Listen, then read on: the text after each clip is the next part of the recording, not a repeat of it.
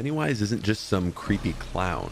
He's the actual embodiment of fear itself. I remember the first time I watched it in theaters, and I was totally taken back by how they presented the character to build tension and keep the audience hooked. Let's take a quick look at the psychology of Pennywise to better understand a part of what makes the movie so great. If we look at the big 5 personality traits, Pennywise has an interesting breakdown. Conscientiousness is the tendency to be organized, hardworking, and adhere to standards. I'm going to rate Pennywise on the higher end of this scale. The specific fears he manifests for each child are meticulously researched and executed. He shows carefulness and organization in how he builds tension and fear in the children he hunts. He adheres to his 27-year schedule of hunting and hibernating. Agreeableness is the tendency to get along with and trust others. Pennywise falls in the very bottom range here. He manipulates and terrorizes without conscience or remorse. He is the ultimate antagonist. Extroversion is the tendency to be energized by others and stand your ground socially. Pennywise is rated highly here. He's incredibly theatrical and assertive. He thrives off of social terror. The more attention he can get, the more powerful he can create fear in others.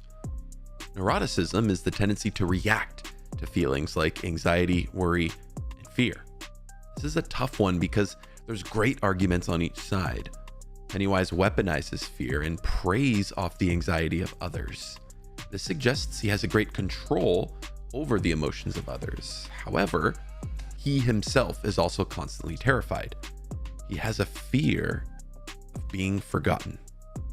This fear drives predatory behaviors and his basic needs. Due to these nuances, I'm going to slate Pennywise in the moderately high range. Openness is the tendency to be imaginative, insightful, and creative. Pennywise is wildly imaginative and clever in how he creates tension for others. He feeds off your biggest fears and opens the door to the darkest parts of your mind. He loves going down that route with each of his victims. It's literally what makes him powerful. I'm going to rate Pennywise in the high range here. When it comes to Maslow's hierarchy of needs, humans are driven by unmet needs, and Pennywise attacks those very needs to cause a complete psychological collapse. He deconstructs any sense of safety his victims have, isolates them to feel alone, damaging their belonging. He shames and humiliates them, crushing their esteem. He himself is a cosmic being that's both motivated by this primal hunger and also the need to not be forgotten. This causes dark and traumatized behaviors to come out in the most chaotic way. We can loosely relate to this movie through the characters that Pennywise preys upon, the Losers Club.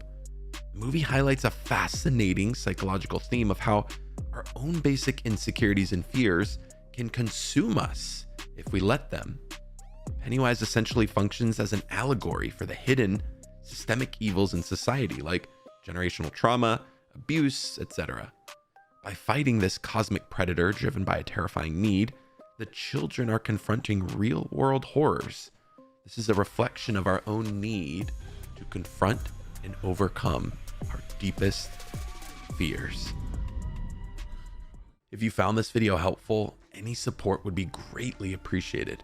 I want to give a special shout out to the biggest channel supporters: Aaron Freneck, Erica, Carolina, Nick Olmedo, Sunny Sue, and Tony Martinez. I seriously can't overstate how grateful I am for you guys and all the support you provided for this community. Thank you so much. Remember to take care of yourselves, remember to take care of those around you, and for all things psychology to help you think, feel, and perform better, stay tuned right here on Psychology of Living.